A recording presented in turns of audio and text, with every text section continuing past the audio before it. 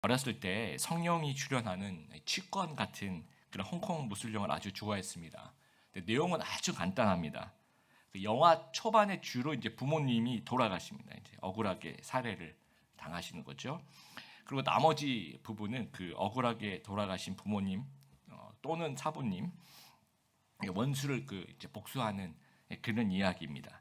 근데 이 복수하는 스토리가 아주 짜릿하고 좀 쾌감을 줘요. 뭐 사이다라고 할까요? 영화의 단골로 등장하는 그런 인기 소재입니다. 특히 우리나라 사람들은 맺힌 게 많아요. 역사적으로도 맺힌 게 많고 개인적으로도 맺힌 게 많아서 그러나 또 겉으로는 또 강하게 표현하는 그런 문화가 아니다 보니까 다른 사람이 복수하는 그 스토리를 간접적으로 보면서 좀 대리 만족하는 것을 좀 선호하는 것 같습니다. 그래서 한국 영화의 명작들 중에서 복수하는 영화가 많아요. 뭐 올드보이라든지 뭐 친절한 금자씨, 뭐 아저씨 그런 영화들. 그때 최대 관객 수를 보면 외국 영화 같은 경우에는 뭐 아바타라든지 뭐 마블 영화 그런 거예요. 근데 우리나라에서 만든 영화 중에 역대 최고 관객 수가 뭔지 아세요? 명랑. 예.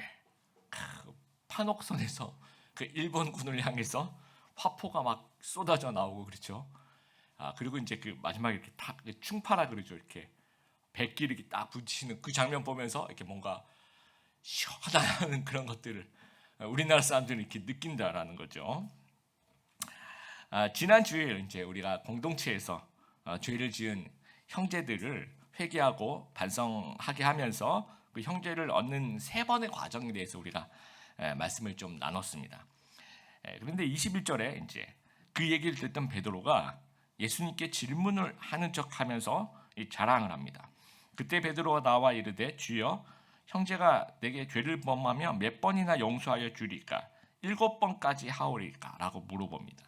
이 용서의 한계를 얘기할 때 유대 랍비 가르침은요 3진 아웃제도 그러니까 3번 정도까지를 가르칩니다. 그리고 예수님도 지난주에 3번의 과정을 얘기하신 것을 이제 베드로가 들었겠죠. 그러면서 이제 베드로가 이제 3번이 아니고 나는 7번이라고 얘기하는 거예요. 예수님 저는 뭐 한 7번 정도 용서해 주면 될까요? 요 정도 얘기하면 나는 굉장히 멋있고 대단히 의로운 사람인 것처럼 이렇게 보여지는 것입니다. 그랬는데 예수님께서 22절에 이르시되 내게 이르노니 7번뿐만 아니라 7번을 70번까지라도 할지니라. 예수님께서 가르치시는 그런 용서의 한계가 원어에 보면 70번, 그 다음에 7 이렇게만 딱 써있어요. 70번, 그 다음에 7 이렇게만 바로 옆에 붙여서 이걸 우리말 성경에 저는 잘 번역했다라고 생각합니다. 7번을 70번씩, 그러니까 7 곱하기 71, 490 이렇게 번역하는 것이 맞는 것 같아요. 근데 지난주에 우리가 3번 얘기했잖아요, 그렇죠? 그건 어디까지나 공동체에서 훈육을 위한 그 과정인 거고 개인적인 용서는 좀 다르다는 거예요, 예수님. 그래서 뭐 7번까지 용서할까요? 아니. 그러면 7번을 70번까지 490번을 용서해야 됩니까? 그걸 세지 말라라는 거예요. 세어볼 생각을 하지만 이건 어떤 숫자를 얘기하는 것이 아닙니다. 그러니까 이 당시에 베드로가 7번이라 얘기한 거는 이게 최대라고 생각한 거예요. 그러니까 그거를 이제 그 숫자를 이용해서 예수님께서 7번을 70번씩이라고 얘기하는 것은 이거는 한계를 두지 말라는 그냥 무한대를 얘기하고 있는 겁니다. 창세기 4장에 보면요. 가인의 4대손 라멕이라는 사람이 나와서 자기 아내들에게 어떤 무용담을 들려줘요. 같이 한번 읽어보겠습니다. 시작. 라멕이 자기 아내들에게 말했습니다. 아다와 실라여 내 말을 들어라. 라멕의 아내들이여 내 말에 귀를 기울여라. 나는 나에게 상처를 입힌 사람을 죽였다. 나를 상하게 한 젊은이를 죽였다. 가인을 죽인 사람은 7배로 벌을 받지만 라멕을 죽인 사람은 77배로 벌을 받을 것이다. 굉장히 무시무시하죠. 예. 가인을 해친 사람은 7배로 복을 받는데 라멕, 자기를 해친 사람은 77배로 보복을 하겠다. 그러니까 나한테 까불면 바로 죽는다라는 얘기를 아주 자기 아내들한테 아주 무용담처럼 얘기하고 있는 거예요. 그러니까 힘을 과시하면서 되갚아 주고 싶은 마음은 누구한테나 있는 겁니다. 그리고 이 라멕처럼 힘이 세면 바로 그 자리에서 갚아주고 싶어 하고요. 그런데 좀 힘이 세지 않거나 아니면 좀 소심할 경우에는 우리가 좀 직장에서도 그렇죠. 좀 대놓고 이렇게 못하니까 소심한 복수를 합니다. 은근히 무시한다든지 아니면 협조를 안 한다든지 아니면 뭐 뒤에서 이렇게 험담을 한다든지 이렇게 이건 이제 소심한 복수를 하게 됩니다. 그런데 무한대 용서라고 한다면 어떻게 생각하면 굉장히 억울합니다. 나는 피해자인데 왜 내가 용서하고 왜 나만 손해를 봐야 되는가라는 생각이 드는 거예요. 그리고 어떤 분은 그렇게 얘기하시더라고요. 예수님 믿으면 자꾸 뭘 못하게 한대요. 복수하지도 말라 그러고 미워하지도 말라고 하고 그리고 용서하라고 하니까 예수님 믿으니까 이 안으로 더 들어올수록 답답하대요. 왜 나만 좀 당하는 것 같은 그런 생각이 든다라는 겁니다. 그래서 예수님의 그 비유가 이제 바로 이어서 나오는데 왜 무한대 용서인지에 대한 이유를 설명하고 있습니다. 빚진 자 두 명이 이제 등장하는데 이제 돈에 대한 단위가 이제 다릅니다. 1만 달란트 빚진 자와 또 100데나리온 빚진 자 이렇게 이 단위가 나오는데요. 1만 달란트는요. 1데나리온이 이제 노동자 하루 품삯이라고 보는 거예요. 노동자가 하루 열심히 일하면 받는 품삯을 이제 1데나리온이라고 얘기하면 1달란트는 6,000데나리온이 됩니다. 그러면 1만 달란트면 곱하기 만을 곱해야 되는 거죠. 6천만 데나리온이 되는 거예요. 그래서 만약에 이거 좀 낮게 잡아서 그 당시 또 오늘날 또 이게 다르니까 정확하게 우리가 알 수는 없지만 좀 낮춰 잡아서 하루에 한 5만 원 정도 번다라고 가정을 한다면 곱하기 6천만을 더 곱하는 거죠. 그러면 우리나라 돈으로 환산하면 1만 달란트는 한 3조 원 정도 되는 겁니다. 어마어마한 돈입니다. 그러니까 노동자 일에서 3천만 데이를 일하면 3천만 데이는 뭐 불가능한 거죠, 그렇죠? 예.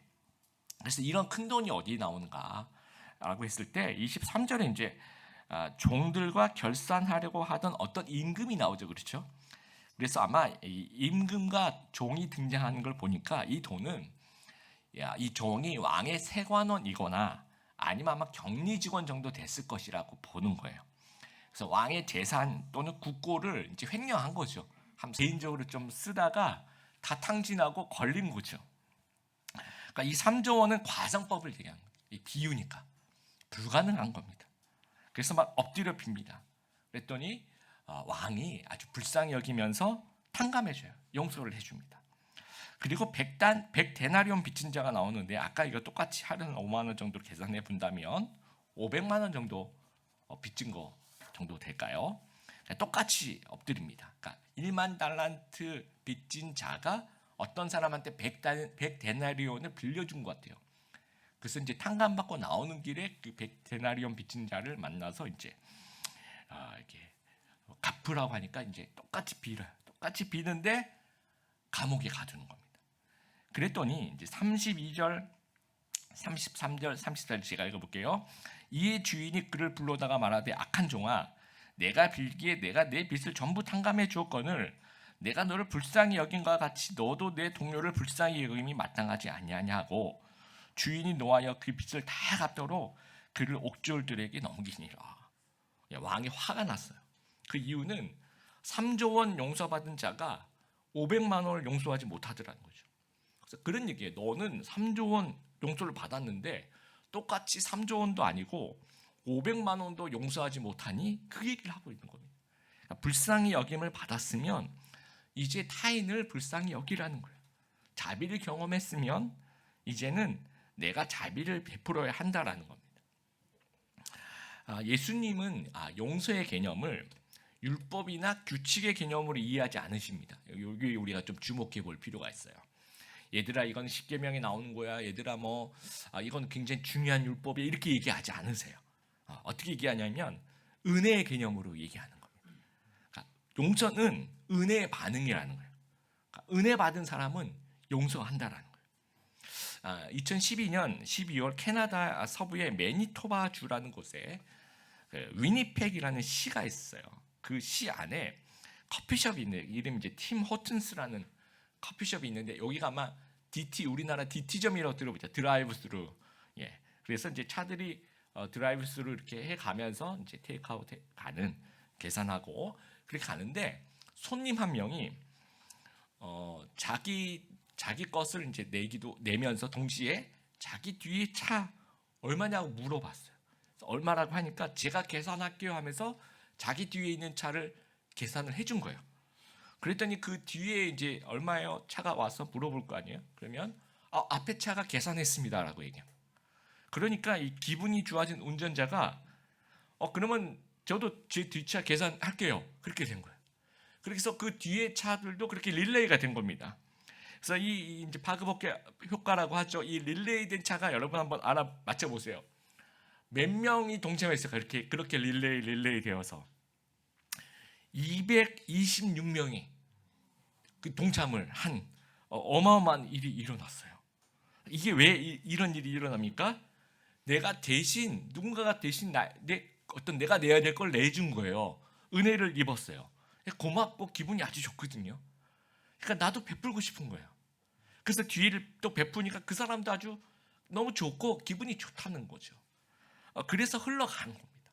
근데 만약에 너 뒤에 있는 사람 꼭 해, 이게 율법이고 안 하면 너 혼나, 뭐 이랬다면 226명까지는 안 갔을 것 같아요. 아마 뭐 조금 하다가 그 다음 번도 했을까 싶을 정도입니다. 그러니까 이거 율법과 어떤 윤리 이런 개념으로 접근하면 못하는 거라는 거죠. 은혜의 개념. 내가 앞에 차량이 나를 돈을 내줬어요. 너무 기분이 너무 고마워요. 그럼 나도 내 뒤에 있는 차량 내가 내줘야지. 이런 마음이 생긴다라는 거예요. 그러니까 은혜를 기억하면요, 용서는 쉬워진다라는 겁니다. 베드로가 예수님 저 7번 용서할까요? 자기는 큰 선심 쓴 거예요. 3번, 랍비들은 그렇게 얘기하는데 자기는 그 3번의 배보다 더 많으니까 완전수 7번. 그런데 490번도 용서하라 그러니까 베드로가 깜짝 놀랐을 거예요. 7번도 엄청 많다고 생각했는데 예수님께서 490번 얘기하시니까. 그런데 여러분 한번 생각해 보세요.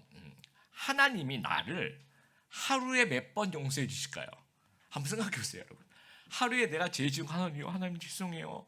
그래, 내가 용서할게. 그게 몇 번 정도 될까요? 그래서 여러분 중에서 혹시 우리 성도님들 중에서 하루에 한 번 정도 될까요? 라고 얘기하시는 분은 성자이거나 아니면 아주 잘 내가 얼마나 많은 죄를 지었, 내가 얼마나 그 죄인인지를 좀 잘 이렇게 착각한 그런 분이 아닌가 생각합니다. 저도 한번 생각해 봤어요. 하루에 10번? 10번보다 더 많을 것 같아요. 그렇지 않습니까? 그럼 490번은요, 하나님이 우리를 며칠만 지나면 490번 되는 거예요. 하루에 490번 되신 분들도 없지 않아 있지 않을까 그런 생각도 돼요. 우리가 그렇지 않습니까? 그렇죠? 그러니까 하나님이 우리를 볼 때 그냥 며칠이면 490번씩 용서하는 거예요. 예. 그렇게 생각하면 우리는 1만 달란트 빚진 자는 3조 원, 이거는 그냥 상징적인 숫자일 뿐이지 무한대입니다. 무한대. 그래서 너희가 하나님께 그렇게 용서받았으면 너희도 용서를 베풀라는 겁니다. 하나님께 무한대 용서를 받았으면 너희도 무한대 용서를 하라는 겁니다. 예수님의 비유도 여러분 이제 성경 가지신 분들 보시면 26절하고 29절이 똑같아요. 26절 그 종이 엎드려 절하여 이르되 내게 참으소서 다 갚으리라 하거늘. 29절 그 동료가 엎드려 간구하여 이르되 나에게 참아주소서 갚으리라 하되. 똑같죠. 그러니까 똑같이 그 빚을 나한테 그 주신 분에게 가서 빌고 있는 건 똑같아요. 그러면 그 다음 구절도 똑같아야 되거든요. 26절 그렇게 비니까 27절에 빚을 탕감해줘요. 그럼 29절도 이렇게 비니까 30절도 똑같이 빚을 탕감해야 되는데 30절 보니까 옥에 가둡니다. 그게 다르다는 거죠. 그래서 이 1만 달란트 빚진 자는요, 자신이 받은 그런 엄청난 또 무한대 은혜, 이 용서를 완전히 그 짧은 시간에 망각해 버린 거죠. 아까 그 DT점, 그 드라이브 스루 그 손님들은 내 앞에서 누가 계산해 줬다는 거죠. 그래서 되게 고마워요. 그래서 나도 계산하면서 그게 226명까지 갔는데 여러분 이 227번째 손님은 어땠을까요? 와, 앞에서 나를 계산해 줬구나. 그리고 그냥 간 거예요. 거기서 끝인 거예요. 나도 그렇게 해야지 그런 생각을 안 했다는 거죠. 그 사람도 나도 그렇게 해야지 그럼 227번, 228번 계속 넘어갔겠죠. 근데 이 사람 그냥 왜 그러지? 오늘 뭐 나한테 럭키한 날이구나. 끝. 여기서 끝났다는 거예요. 속담에 이제 이런 얘기가 있습니다. 은혜는 물에 새기고 원수는 돌에 새긴다. 사람들이 이제 그렇게 하더라는 겁니다. 상대방이 나에게 베풀어 준 거 우리 잘 생각이 잘 안 납니다. 그런데 상대방이 나에게 잘못한 거 이거 아주 또렷이 기억하죠. 평생 기억합니다. 그러니까 우리가 1만 달란트 용서받았다라는 거 이게 잘 기억이 안 나요. 이게 망각을 합니다. 그런데 이 100데나리온 받을 게 있다. 이거는 절대로 안 잊어버려요. 이거는 아주 잘 기억합니다. 제가 LA에 이제 가자마자 제가 타고 다니던 그 중고차가 고속도로에서 장렬하게 죽음을 당하셨습니다. 그래서 고속도로에 서가지고 이제 폐차를 이제 보내고 그리고 이제 이게 어떻게 차를 타고 다닐 차가 없어서 어떡하지 그랬더니 이제 어느 한인교회 목사님이 아주 그 중고차를 싸게 구입할 수 있도록 도와주셨어요. 그래서 시세보다도 굉장히 저렴한 가격에 그게 이제 제 LA에 있을 때 제가 미국 생활의 마지막 차 GM 차였는데 너무 고맙게 잘 탔습니다.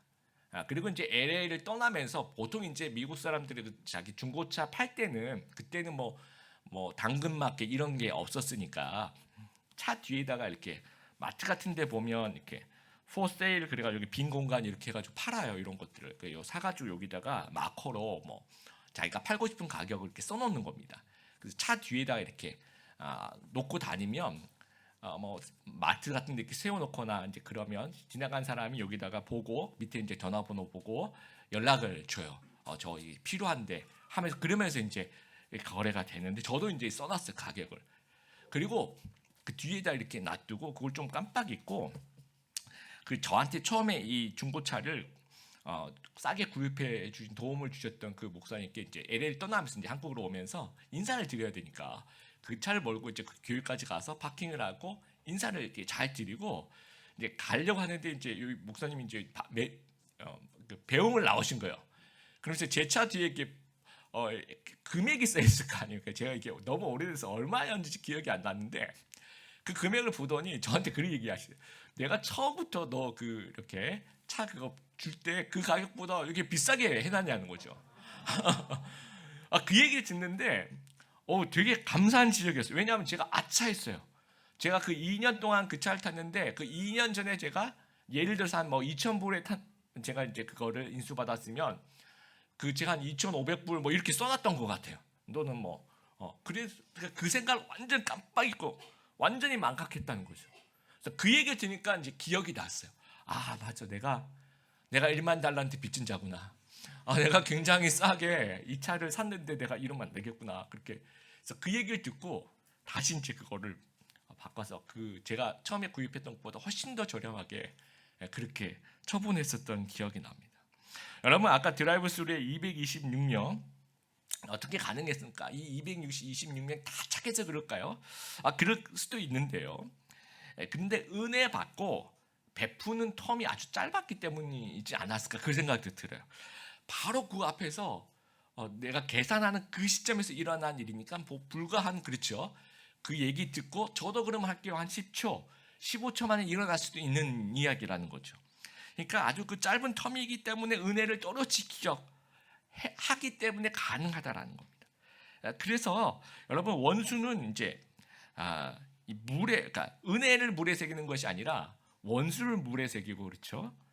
은혜는 돌에 새겨야 된다는. 우리 이제 사자성어 중에 이런 말이 있어. 각골난방입니다라는 단어를 우리가 가끔 이렇게 쓰는데요. 이게 이제 이 새길 각자의 골 뼈에 새긴다는 거죠. 그래서 잊지 않는다는 겁니다. 은혜를 입은 고마움은 뼈에 새겨 잊지 않는다라는 거예요. 그래서 우리가 원수는 물에 새기고 물에 새기면 어떻게 해요? 흘러나가는 거예요. 없어지는 거예요. 누가 원수였는지 기억하지 말라는 거죠. 그리고 은혜를 이제 돌에 새기는 거죠. 오래오래 기억할 수 있도록. 그런 저희들이 되었으면 좋겠습니다. 아까도 말씀드린 것처럼 용서의 문제를 윤리와 율법의 문제로 생각하면 절대로 못합니다. 결국은 복음을 이해하는가 십자가 용서를 정말 이해했는가에 대한 문제입니다. 에베소서 2장 8절 제가 쉬운 성경을 읽어볼게요. 여러분 하나님의 은혜 안에서 믿음으로 구원을 받았습니다. 여러분 스스로 자신을 구원할 수 없습니다. 구원은 하나님의 선물입니다. 그러니까 하나님께서 우리에게 베푸신 그 은혜를 깨달아야 된다라는 거예요. 하나님이 우리에게 뭐 1만 달란트급 그런 은혜를 주신 거예요. 무한대 은혜입니다. 근데 생각하면 그게 참 기분이 좋아요. 와, 하나님 나에게 이런 놀라운 은혜를 주셨구나. 그러면서 이제 감사와 감격이 높아지고, 그러면 이제 나도 용서할 수 있다라는 거죠. 그런데 용서하는 삶은요, 절대로 손해보거나 그런 답답한 삶이 아니에요. 오히려 축복된 삶이에요. 두 가지 면에서 좀 그렇게 생각합니다. 첫 번째는 용서할 때마다 우리가 아까도 얘기한 것처럼 이게 윤리가 아니라 하나님이 나를 용서하셨네. 그 1만 달란트급 은혜가 계속 떠오르는 거예요. 그러면 내가 용서할 때마다 나는 하나님께 받은 그 용서를 떠올리면서 기분이 더 좋아져요. 나는 축복받은 자구나 하면서 날마다 그 은혜를 충만히 누릴 수 있다라는 거죠. 또 용서하게 되면 치유가 됩니다. 여러분 오은영 박사님이 그 금쪽 상담소에서 이런 얘기를 좀 하셨어요. 그 사람을 용서하게 되면요, 세 가지 유익이 있대요. 첫 번째는 마음속 깊은 상처가 치유된다라는 거예요. 우리가 용서를 못하면 감옥에 갇히는 겁니다. 이 상처를 계속 감옥에 가둬두게 되는 거죠. 이제 용서하면서 이제 자유케 되는 거예요. 상처로부터 자유케 되고 상처로부터 벗어나는 겁니다. 치유가 되는 거죠. 두 번째로 상대방에 대한 두려움에서 벗어날 수 있다라는 거예요. 용서하지 못하면 우리는 상대방이 노예가 되는 겁니다. 여러분 그거 꼭 기억하시게 되기 바랍니다. 그래서 그 노예가 되어서 계속 이제 벗어날 수가 없는 거예요. 근데 용서하면서 해방이 되는 거예요. 비로소 분노에서 해방되고 두려움에서 해방되고 그 존재로부터 드디어 이제 벗어날 수 있게 되는 것입니다. 세 번째가 중요한데요. 마음속 버거운 감정을 내려놓고 신체적인 고통에서 해방될 수 있다라는 거예요. 이 심리학자들이 하는 얘기는 우리가 이제 용서하지 못할 때 생기는 감정의 쓴뿌리들이 있대요. 이것이 이제 인체를 산성화시킨다고 합니다. 그러면서 우리 몸에 이제 좋은 그 효소들의 활성도를 떨어뜨린대요. 그래서 병원균이 우리 몸속에 들어왔을 때 그 저항력이 감소하게 된다라는 거예요. 그래서 병이 잘 생기는 체질이 된다라고 해요. 여러분 사촌이 땅을 사면 어디가 아파요? 왜 배가 아플까요? 예, 사촌이 땅을 사면 머리가 아파요. 뭐 그것도 아니고 사촌이 땅을 사면 마음이 아파요. 그게 아니라 사촌이 땅을 사면 배가 아프죠. 그래서 시기와 질투와 미움이 생기면 위액 분비 장애가 생긴대요. 그래서 여러분 여러분 사장님하고 점심 식사 단둘이 이렇게 하면 밥이 입으로 넘어가는지 코로 넘어가는지 뭐 그런 경험들이 있잖아요. 그렇죠? 소화 잘 안 되죠. 예, 그러니까 긴장하게 될 때. 그래서 위액 분비 장애가 되면서 위궤양과 위염과 소화불량이 생긴다는 거예요. 그래서 여러분 예수님께서 이 비유를 얘기하시면서 23절에 뭐라고 얘기하시냐면요. 그러므로 천국은 그 종들과 하면서 그러므로 천국은 더 정확하게 표현하면 그러므로 하늘나라는 하나님 나라는 이런 곳이다라고 얘기하시는 거예요. 하나님 나라는 용서하는 곳이라는 거예요. 용서하면 천국이고 분노하면 지옥이라는 겁니다. 어떤 분이 이제 진정한 용서의 3F 법칙이라고요. 첫 번째 forgive, 용서를 하는데 forget 해야 된다는 거죠. 잊으라는 겁니다. 그리고 그 잊는 것을 forever, 영원히 잊어야 된다는 거예요. 용서했다면 영원히 잊어버리라는 겁니다. 여러분 10년 전, 20년 전 것 나는 똑똑히 기억해. 그러신 분도 있죠. 당신 신혼여행 가서 나한테 이랬지. 나는 똑똑히 기억해. 30년 전 얘기 또 갖고 와가지고 20년 전 얘기 갖고 왔을 때 나는 똑똑히 기억해. 그러면 진정한 용서가 아니라는 겁니다. forgive 했다면 forget을 하면서 forever 해야 돼요. 왜냐하면 하나님이 우리에게 그러세요. 하나님이 너 옛날에 죄 지었지. 이건 사탄이 하는 거예요. 하나님은 기억지도 아니하신다고 그래요. 하나님 제가 1년 전에 이 죄를 지었는데 오늘 또 지었습니다. 그럼 하나님은 너 1년 전에 그 죄 지었니? 나 잊어버렸어. 이렇게 이해하신다라는 거죠. 하나님은 다 잊어버리시면 우리도 잊어버려 된다라는. 그래서 원수를 좀 물에 새겨야 된다라는 겁니다. 또 죄인에게는요, 용서는 하나의 긴 과정이 될 수 있습니다. 우리가 수학 문제를 풀 때 쉬운 문제, 이 더하기 빼기 뭐 지금 당장 할 수 있겠죠. 하지만 이 어려운 문제, 뭐 미적분이라든지 아니면 이제 수학 올림피아드 같은데 우리 이제 고등학생들, 대학생들 나가면 며칠 정도 문제 하나를 두고 2일, 이틀, 3일, 4일, 뭐 일주일 내내 시간을 준대요. 어떤 문제는 뭐 며칠, 몇 달 해도 잘 안 풀리는 문제가 있다라는 거죠. 그래서 이 용서의 문제도 마찬가지입니다.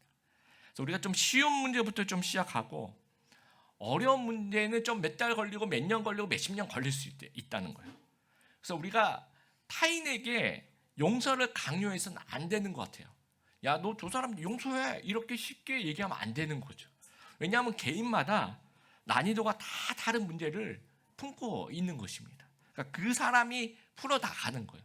그 사람이 풀어나갈 때까지 우리는 그냥 기도하면서 기다려주는 거예요. 그런데 그 과정 속에서 내가 이 어떤 난이도 어려운 이 문제를 풀어나가는 그 과정 속에서 하나님의 은혜가 임하는 거예요. 아, 하나님이 나 같은 죄인도 다 용서해 주셨구나. 그 하나님의 이해가 증가하면서 용서가 가능한 그 힘이 증가하는 거예요. 그러니까 남이 옆에서 그렇게 쉽게 볼 이야기가 아니라. 그래서 결국은 복음의 이해가 해답이라는 거예요. 그래서 날마다 복음이 내 삶을 좀 지배할 수 있도록 그렇게 날마다 하나님께 우리를 내어드리는 성령 충만한 우리 성도님들 다 되기를 바랍니다. 35절에 이렇게 얘기해. 너희가 각각 마음으로부터 형제를 용서하지 아니하면 나의 하늘 아버지께서도 너희에게 이같이 하시리라. 굉장히 역설적인 표현입니다. 은혜를 모르는 자에게는 은혜 베풀지 않겠다라는 얘기예요. 근데 저는 이 말을 우리가 좀 역설적으로 좀 이해하면 어떨까? 이걸 좀 반대로 이해해 보세요. 은혜를 이해하고 용서하면 내가 계속해서 넘치는 은혜와 용서를 너에게 베풀어 줄 것이다라는 하나님의 약속으로 우리가 이것을 거꾸로 좀 읽었으면 좋겠습니다. 그래서 마태복음 6장 12절 보면 주기도문에 그런 구절이 있죠. 우리가 우리에게 죄 지은 자를 용서하여 준 것 같이 우리의 죄를 사하여 주옵시고 이렇게 살아가라는 겁니다. 이게 하나님 나라의 모습이라는 거죠. 우리가 용서를 먼저 받았어요. 그래서 용서를 베풀었더니 하나님이 또 나를 더 크게 용서하시는 거예요. 그래서 그 은혜가 또 너무 강력해서 또 용서했더니 하나님 또 나를 또 용서해 주시는 거예요. 이런 어떤 은혜의 선순환, 용서의 선순환 안에서 그 은혜에 푹 잠겨서 그렇게 살아가라는 말씀입니다. 전 세계 그 지식인 110명에게 지난 그 2000년 동안 위대한 그 발명품이 무엇인가를 물어봤어요. 그랬더니 이제 비행기라고 얘기한 사람도 있고, 컴퓨터다, 아니면 아라비아 그 숫자다, 아니면 대학교가 아주 발명품이다. 또 미적분, 미적분 발명한 사람 전 마음에 용서해야 됩니다. 제가 용서해요. 교양악단이라고 또 거기 또 그거 만든 사람도 용서해야 될 분들도 여기 계실 겁니다. 또 아스피린이다 이렇게 얘기하시는 분들도 있고, 그래서 너무 종류가 많아서 그걸 다 모아 보니까 한 100개가 훨씬 넘더래요. 최고의 발명품. 근데 미국의 그 작가요, 평론가요 더글라스 러시코프라는 사람은 인류의 최고 발명품은 인간의 실수를 수정하는 모든 것이다라고 얘기를 해요. 인간의 실수를 수정하는 모든 것, 지우개, 또 컴퓨터의 그 딜리트 키. 그래서 만약 지우고 다시 시작할 수 없었다면 과학은 물론 정부나 문화, 도덕 역시 존재하지 않았을 거라는 거죠. 그러니까 지우는 것이 없으면 우리는 아마 쓰레기 더미 아마 살고 있었을 겁니다. 지우면서 새로운 기회가 생겨나는 겁니다. 여러분, 케이블 방송에 어쩌다 어른이라는 프로가 있어요. 저는 이제 많이 보지 못했지만 그 제목 자체가 굉장히 마음에 와닿습니다. 우리가 나이 먹으면서 그냥 나이만 먹은 거예요. 어른이 되는 법은 배우지 못했어요. 그래서 어떻게 눈 떠보면 내가 어른이 돼 있고요. 눈 떠보니까 내가 엄마 아빠가 돼 있는 거예요. 아이들이 태어나게 됩니다. 그래서 어쩌다 그냥 어른이 된 거예요. 그래서 이제 교양 강의를 중심으로 그 프로그램이 진행이 됩니다. 우리가 학교에서 국영수가 최고라고 배웠습니다. 근데 정작 중요한 용서는 이 지우는 법은 우리가 배우지 못했다라는 거예요. 근데 예수님께서 어른이 되는 법을 가르쳐 주시는 거예요. 이 용서라는 지우개로 새로운 기회를 좀 만들어 가라는 겁니다. 그러면서 이제 성숙한 어른이 좀 되어가라는 말씀을 좀 하고 계시는 거예요. 좀 지우면서 살아가는 우리 귀한 성도님들 되길 바랍니다. 내가 1만 달란트 빚진 자라는 것을 좀 고백하면서 나에게 아픈 상처를 남겨주었던 가족, 또 친구, 또 직장에서, 또 교회에서 그들을 용서하면서 좀 지워나가는 여러분 그러면서 새로운 기회를 찾아 나가는 저희들이 되길 바랍니다. 그래서 하나님 나라 백성의 삶을 선택하면서 우리 마음속에 있는 이렇게 무거운 짐들 다 좀 내려놓게 되길 바라요. 이것으로부터 다 해방되시는 우리 귀한 성도님들 되길 바라고, 무한대 용서에 도전하는 우리 축복된 인생 살아가시는 우리 귀한 우리 드림의 교회 성도들 되시기를 주님의 이름으로 축복합니다.